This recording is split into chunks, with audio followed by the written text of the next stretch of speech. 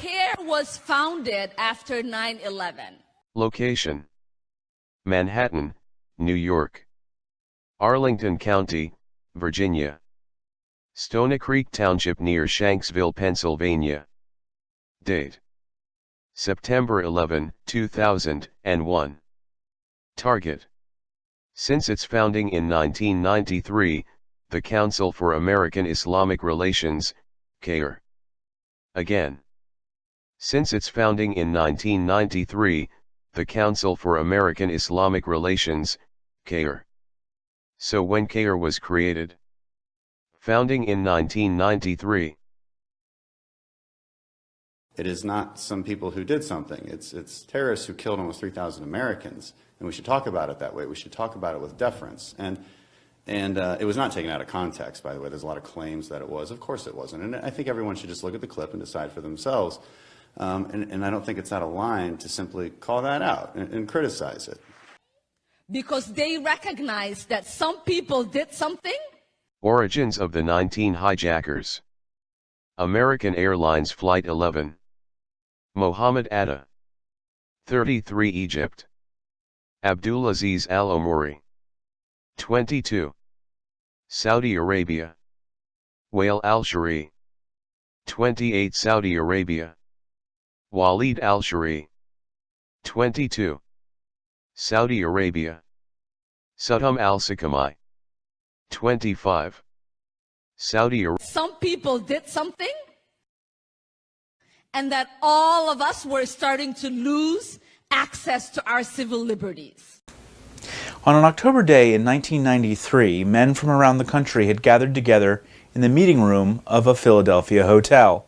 They came from different places: New Jersey, Texas, California, and they worked in different fields, everything ranging from computers and media to religious figures. But they all had one thing in common: membership in a covert organization known as the Palestine Committee, with a single goal: to do whatever it took to support Hamas, a group formed by the secretive Muslim Brotherhood to wage violent jihad against Israel and the Jewish people. Since its founding, the Palestine Committee had committed itself to raising millions of dollars for and spreading propaganda on behalf of Hamas in the United States. The members of the Palestine Committee feared that the signing of the Oslo Accords would soon lead the U.S. government to designate Hamas as a terrorist group. They knew that to continue their work, they would need help. A new organization designed to defend their interests, push their messages, and keep law enforcement off their backs. That organization would come to be called the Council on American Islamic Relations, or CAIR. But there was one thing the members of the Palestine Committee didn't know: that the FBI was recording every word they spoke as they conspired. The transcripts of the infamous so-called Philly meeting would become primary evidence in the Holy Land Foundation trial, the massive Hamas terror finance trial, which would lead to convictions on all 108 counts against key Hamas financiers. The federal judge in that trial would rule that the government had provided ample evidence for associating CAIR with Hamas, and for its status as an unindicted co-conspirator in the Holy Land Foundation case.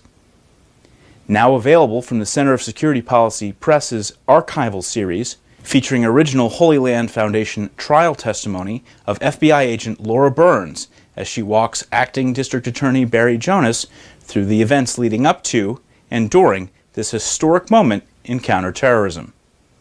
Annotations from the Center's experts, as well as excerpts from key sections of the infamous wiretaps, also supplements the trial testimony in this work.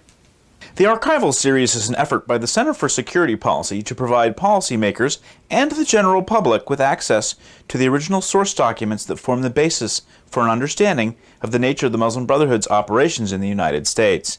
As the U.S. Congress continues to consider the issue of designating the Brotherhood as a terrorist group, there has never been a more timely moment to read CAIR is Hamas: How the Federal Government Proved that the Council on American Islamic Relations is a Front for Terrorism.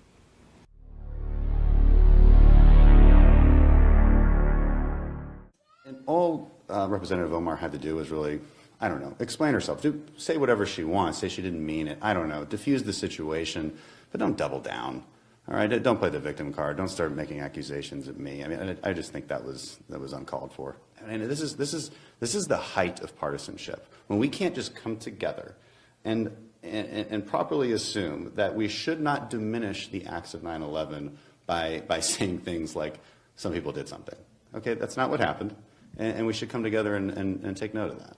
You know, one of the most disappointing things of this entire controversy that I've seen is, again, these members from New York, Alexandria Ocasio-Cortez, Max Rose, trying to deflect the attention from Omar by attacking me, claiming that I'm not for 9/11 first responders. This is a really dishonest attack. I'm going to tell you how I am for 9/11 victims and 9/11 first responders.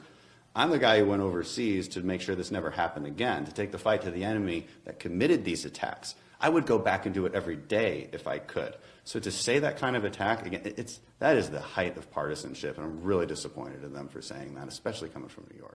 Printing on the front page to circulate all around New York City an image that is incredibly upsetting and triggering for New Yorkers that were actually there and were actually in the radius, that woke up one morning or were in their schools and didn't know if they were going to see their parents at the end of the day, to elicit such an image for such a transparently and politically motivated attack on Ilhan. Some people did something. Some people did something as a reference to 9/11. Do you think she should have rethought her words? Do you worry about the appropriateness of that? They do this all the time to us, especially women of color.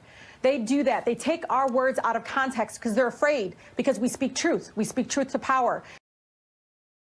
My sister Ilhan Omar, what she was talking about was uplifting people by supporting their civil liberties and civil rights. She has always condemned any kind of strategy, especially of a person that's directly impacted by being a refugee herself. She sees what terrorism can do. She sees what violence can do to a whole country, to a whole people.